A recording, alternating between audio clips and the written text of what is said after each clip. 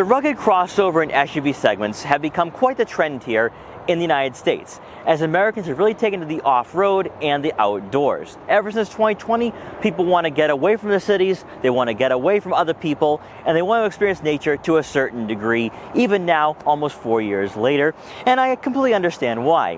When you take a look at this market though, there's a lot of new rivals, but also vehicles are getting more rugged trims, such as the Subaru Outback with the Wilderness, but also the Santa Fe with the XRT.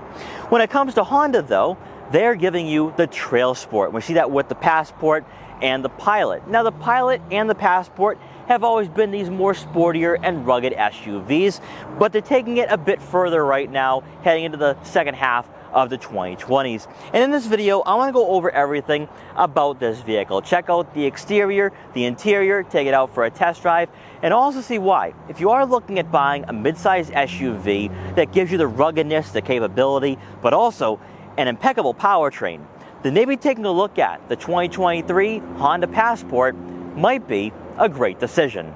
Now before we get in this video, I'd like to thank Tamian Honda in Tewksbury, Massachusetts for allowing me to do this review. The link will be in the description below so you can check out their extensive Honda inventory. Also, before we get started, make sure to hit the subscribe button and click the notification bell so you're notified every time a new video goes live on the channel. And so, without wasting any further time, let's get right in this review. When Honda reintroduced the Passport into the lineup last decade, the thought process was that it would directly compete against the Chevy Blazers and Ford Edges of the world. But due to its sporty yet rugged appearance, it became the perfect candidate for Honda to explore new paths and engineer SUVs that were not only performance-focused but also versatile in many ways. With buyers using crossovers for different purposes besides hauling a family or taking advantage of the practicality, the off-road capability and ability to take on Mother Nature created a new culture and trend where Americans began living an outdoor-focused lifestyle. Now with the TrailSport moniker, Honda has positioned themselves to appeal to this market. And for those desiring a durable crossover, that's where the Passport becomes a worthy option. Starting off with pricing, the TrailSport comes in at $43,600, sitting in between the EXL and Elite in the product line. Despite its unique styling for this trim, the Passport doesn't become one-dimensional, and in fact is a sensible upgrade for shoppers who've outgrown the CR-V. In terms of dimensions, the Passport is about 4 inches longer and a rather impressive 5 inches wider compared to the CR-V, which plays a vital part in this SUV's spacious interior, but also sizable rear cargo area. With a ground clearance of 8.1 inches, you can easily tackle the off-road and snow-covered roadways. And if you're somebody who does tow a boat or small RV, by opting for the utility package, you'll receive a trailer hitch with the ability to tow up to 5,000 pounds.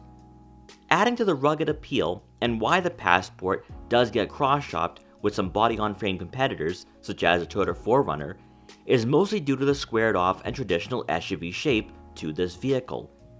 While the Passport has relied heavily on the Pilot's design, it did receive its own distinct appearance, especially with the facelift that came last year, which integrated a honeycomb mesh grille. As part of the TrailSport's unique road presence, gloss black trim flows from the headlights and outlines the top of that grille. And then at the bottom of the front fascia, you'll find LED fog lights with active side air curtains. Rather interesting is that Honda didn't go over the top with the plastic cladding for the Passport, which is typically seen for an SUV in this class. Moving over to the side profile, the TrailSport will be sitting on 18-inch alloy wheels wrapped in all-season tires, which does affect road noise. However, because they're not all-terrain tires, weekly commutes don't become an annoyance. Ride quality wise, if comfort is what you're looking for, opting for the EXL or Elite might make more sense. However, the Passport wasn't anywhere close to being the harshest SUV we've driven in this segment. Further enhancing the color contrast on the TrailSport, you'll have gloss black side mirror caps with turn signal indicators to go along with blind spot detection for added safety. Then coming around to the back, the aggressive rear bumper and dual exhaust outlets will surely grab your attention, as the Passport plays the role as being the edgier vehicle in the lineup, even compared to the Pilot. And despite its boxier shape, the lack of overstyling and not complicating the design gives the Passport a clean road presence. While you won't have full LED taillights, this generation is aging rather gracefully, but also for an SUV that's attempting to exude a sense of muscle and durability, going for luxurious or modern aesthetics really isn't necessary for this vehicle. Under the hood, the Passport is powered by a 3.5-liter naturally aspirated V6 engine, producing 280 horsepower and 262 pound-feet of torque, and is paired with a 9-speed automatic transmission. Regardless of whether this generation continues on for another year or so, or receives the same refresh the Pilot experienced earlier this year, Honda's decision to continue using a V6 makes this SUV an appealing option, but also a unique choice in this segment that reinforces the Passport's rugged and capable attributes.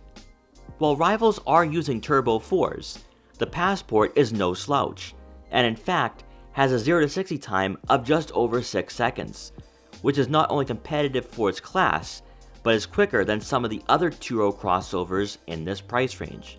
With all-wheel drive coming standard across the 3 different trim levels, you'll have the year-round versatility you demand in an adventure vehicle or daily driver.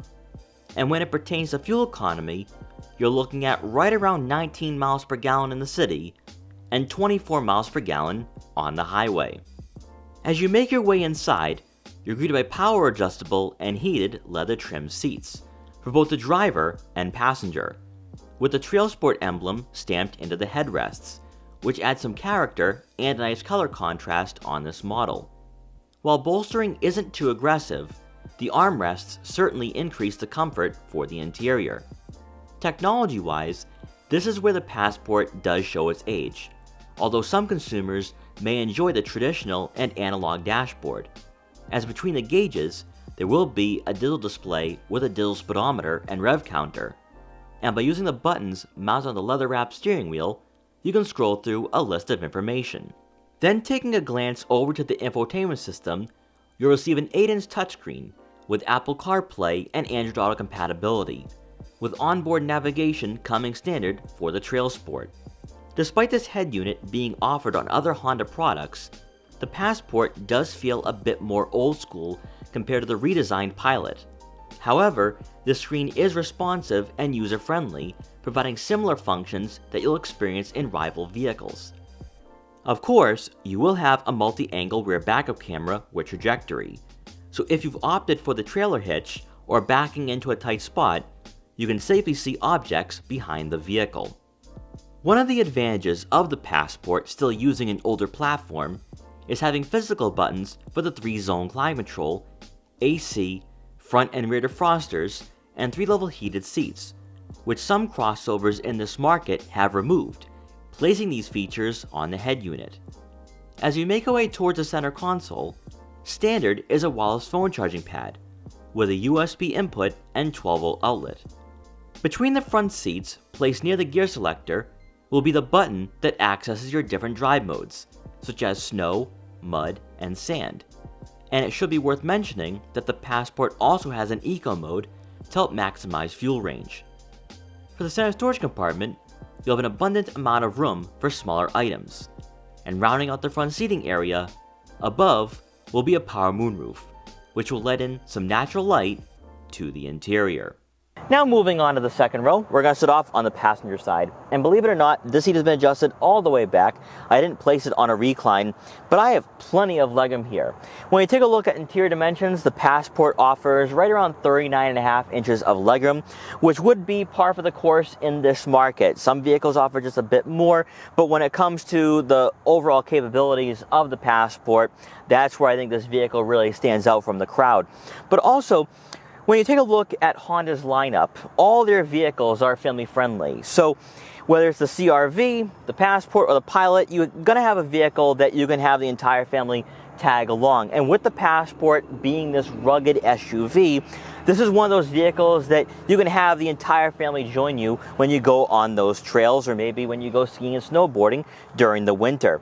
Now, when it comes to headroom, you have plenty of it. I think if you have people around the height of 6 feet tall sitting back here, they won't be hitting their head on the headliner, and you really can't say the same for other mid-sized crossovers in this segment, such as a Ford Edge or Chevrolet Blazer, since they're a bit sportier. And we kind of see that in this market, where some vehicles take a more rugged approach, whereas others might go in the sportier SUV direction. But the Passport really focuses on being a vehicle that can do it all and be very versatile. Then moving on to the center seat, the floor is completely flat, making it possible to fit a third person in the center, making the Passport a true 5-passenger vehicle, whereas some rivals, it might still be a bit of a squeeze. So from a family-friendly perspective, the Passport definitely checks off that box, but also from a comfort aspect, I love the leather upholstery for this vehicle. It definitely gives a more premium feel to this vehicle.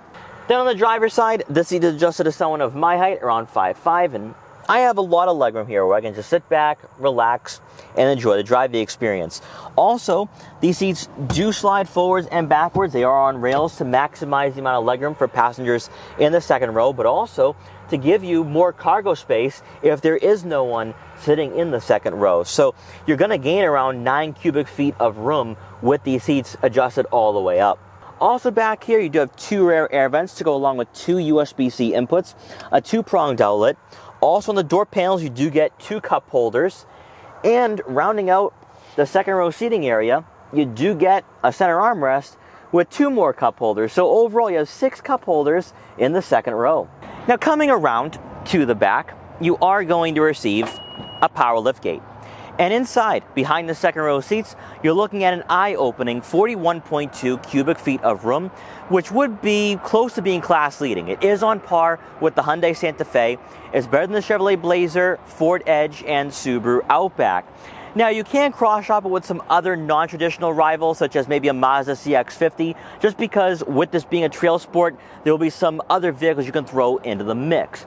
Now, there's no reason for me to mention that I was able to fit all my camera gear today, because I could easily fit a movie set back here. There's that much room. If you are going on a road trip with the family, or you need a family-friendly vehicle for those trips to maybe going camping or skiing and snowboarding, you'll have plenty of room for all your gear. If you're going on a road trip, you'll be able to fit probably 12, 13, maybe 14 bags of luggage back here, no problem, just because of the squared off body lines of this SUV. But then with the second row seats folded, you're looking at right around 77.7 cubic feet, once again being one of the more practical options in this market. Also, of course, you will have buttons on both sides of the rear cargo area, which will conveniently lower the second row seats, so that way you're not wasting time manually folding them. Also on both sides of the rear cargo area, you will have some cubbies for some smaller items, such as maybe a couple water bottles, car detail equipment, or maybe even a first aid kit. Then beneath the floor mat, you are going to have an additional storage compartment for maybe some tech gadgets or some tools. So that way, if you are on a spirited drive, they won't get thrown around and possibly break. And then finally, not equipped on this model today, we do have the indentations for the rear cargo cover, which will keep all your valuable items out of sight. So if you are like me and you have camera gear or anything else of value, you can leave them back here and have that peace of mind knowing that no one will be able to peek in and steal what you have. And then once you're done, just press the button and the liftgate will close automatically. Before we set off on this test drive, you've probably been thinking to yourself throughout this review. So the cargo area, you have around 41 cubic feet of room. That's similar to maybe a Hyundai Santa Fe. When it comes to the technology, I might be able to find better with a Volkswagen Atlas. But when it comes to the driving dynamics, the Honda Passport might be in a league of its own because of the powertrain, but also because of this platform. A lot of vehicles in this market are now utilizing a turbocharged 4-cylinder engine, such as Toyota with the Highlander. And one thing I do want to point out here about the Passport's rivals, everyone likes to bring up the Toyota 4Runner. Now, the 4Runner is built on a body-on-frame chassis, whereas the Honda Passport isn't. However, hopping into this vehicle for the first time, it does have those rugged attributes. This does not feel like a Subaru Outback, Mazda CX-50, or a Ford Edge. So I really want to see how this vehicle performs, how it drives, how it differs from its closest rivals. But I think a lot of it's going to boil down to this V6 engine, which If you are somebody that's looking at buying a brand new vehicle right now, you want reliability, and you might not find better with the 3.5 here. Honda's been using this powertrain for a very long time, and its reliability has really been proven throughout the years.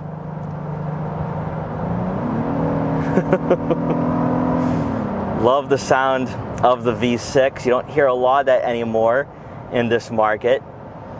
Now, it is paired with a 9-speed automatic transmission, which I would prefer the 10-speed in the Pilot, the new Pilot, which really is a great vehicle for Honda right now. But since I'm behind the wheel of the Passport, so far so good. I like the way it handles, I like the way it performs, I like this old school feel to it.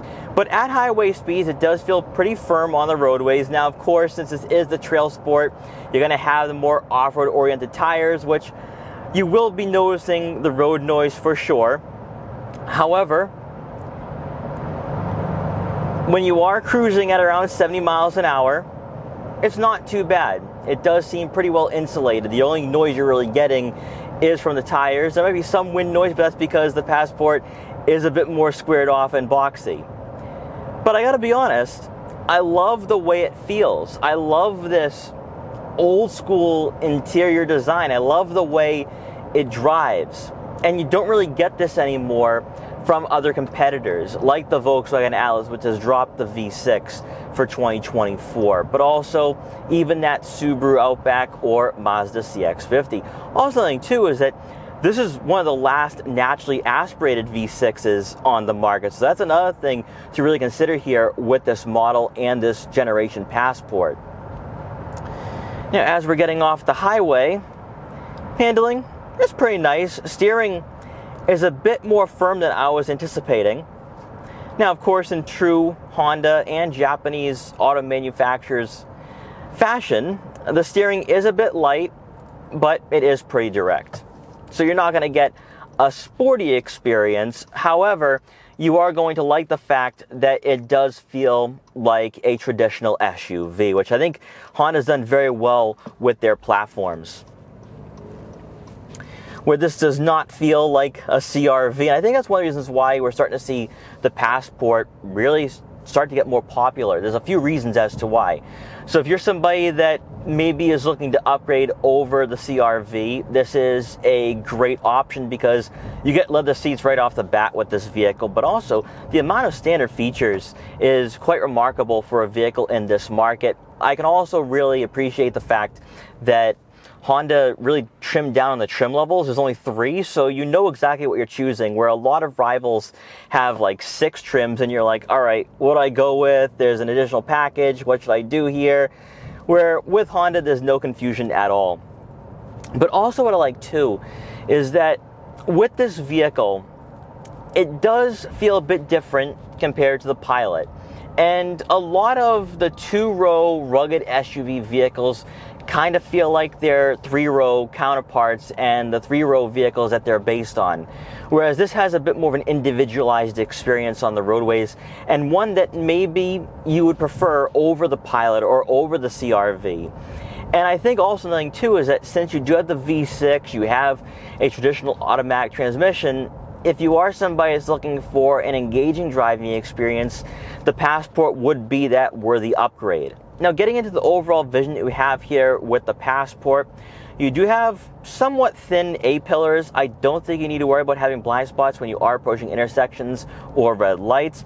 Then when it comes to your side mirrors, they are decently sized. I can see what's in my blind spots. And then looking out back, yeah, the headrests do get in the way a bit there, but I can see what's directly behind me. Also, for seating comfort and seating positioning, this is really where I feel the Passport is a step up over the CR-V. So you sit higher up off the ground. Of course, you have 8.1 inches of ground clearance on this Passport. So you have a nice commanding feel and presence over the roadways. It really adds to the safety as well.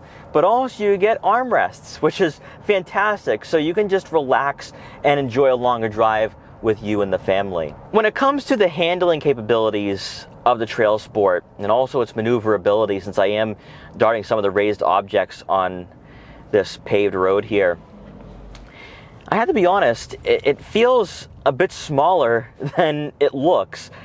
Because of the lighter steering, it's certainly maneuverable and it gets out of its own way. It doesn't feel like a very heavy crossover or SUV on the road. So if you are upgrading from a CR-V, you're going to find yourself right at home immediately behind the wheel. It's not going to be this huge jump when it comes to the dimensions. Now, of course, you are going to have a lot more shoulder room with the Passport since this vehicle is significantly wider than the CR-V.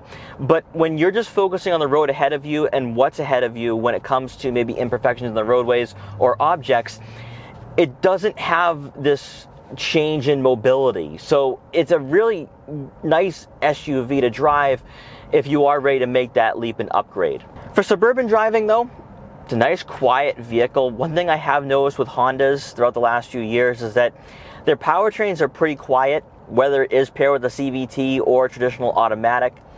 And that really adds to the quality of what the Passport is providing here. Obviously, since it is a bit older than some of its rivals, it's not going to have the softer touch materials on the dashboard or armrests. But if you are somebody that is specifically looking at a rugged SUV, the Passport is definitely going to give you those attributes for sure. And it also comes with the suspension as well. I'm not going to say that the Passport has the softest suspension, because when you do go over the bumps, you do feel them. But if you are an adventurer, you're going to want that. You're going to want that rigidity. You're going to want that ability to go over the bumps and the ruts on some dirt road. Or if you are somebody that is going camping during the summer, or maybe taking on the mountain roads during the winter, you're going to want to have that vehicle that is capable and gives you that versatility. Also worth mentioning with the Passport is that you do get some of this old school interior design. Now, you do have a digital gauge cluster in front of you, also a nice infotainment system. It's not going to be the most technologically advanced, but it definitely gets the job done. Also, if you're somebody that is just using this for Apple CarPlay and Android Auto, it gives you everything you could possibly want. But also, of course, with the Passport, you do get onboard navigation. So you're still getting the features that you desire and features that you would expect at this price point. Now, you're probably wondering, since the Pilot is so different for the 2023 model year, should I go with the Pilot over the Passport? And this is something that you will have to consider and go back and forth on quite a bit. But one thing I will say with the Passport is that since it does have this V6 that's paired with a 9-speed automatic, it has this old school rugged SUV feel to it, which is why I think theoretically a lot of buyers will cross-shop it with a 4Runner, although I just won't go there because the 4Runner is built on a body-on-frame chassis. But when you compare this to other mid-size crossovers in its segment, like say a Hyundai Santa Fe XRT, the Santa Fe is going to feel like a modern mid-sized SUV and crossover. It's going to feel like a lot of vehicles in this market, whereas the Passport has its own unique character and feel on the roadways, which a lot of traditional SUV buyers might prefer. The Pilot, because it is built on the same platform as the new MDX, it does have a trimmed down MDX feel to it, which from a luxurious standpoint, from a refinement standpoint, you might prefer. For the 2023 model year, and if you are somebody that is strictly looking at a two-row SUV, you want to make an upgrade and a leap from the CR-V, you're ready for something a bit more mature, a bit more rugged, a bit more upscale, the Passport, I think, is a nice upgrade. So to wrap up my time with the Honda Passport TrailSport, what are my final thoughts and takeaways for this rugged mid-sized SUV? When you take a look at the mid-size crossover and SUV market, there's not a lot of vehicles like this out there. Sure, you do have the Subaru Outback Wilderness, you have the Hyundai Santa Fe XRT, but a lot of these vehicles are built on unibody chassis, so they're not going to be vehicles that is going to feel like a truck on some dirt roads or when you're taking on the elements. Now, with the Honda Passport though, this is a vehicle, because of the 3.5 liter V6, it has this truck-like feel to it. It doesn't have this crossover-like driving experience, which I think a lot of buyers are certainly going to love.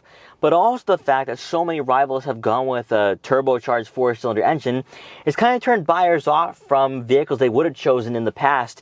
And that's one of the reasons why I think we are starting to see people really experience and enjoy what the Passport is giving them. That's why the popularity has increased over the last few years or so. Also, of course, with the refresh, that certainly helped as well. But also you have the practicality, the interior spacing, you have the 5,000 pound towing capacity, and you still have a vehicle that gives you a naturally aspirated V6, so you get that reliability.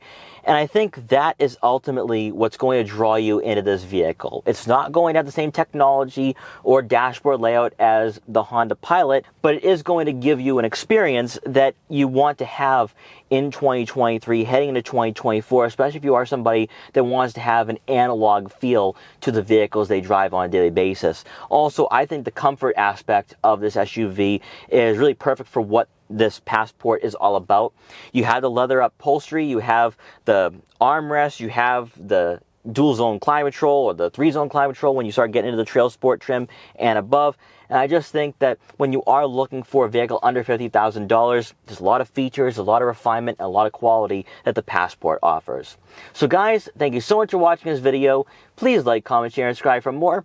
Also, make sure to follow me on Instagram at Boston Autoblog so you can see what I'm up to and what vehicles I'll be featuring in the future. And I will see you guys next time.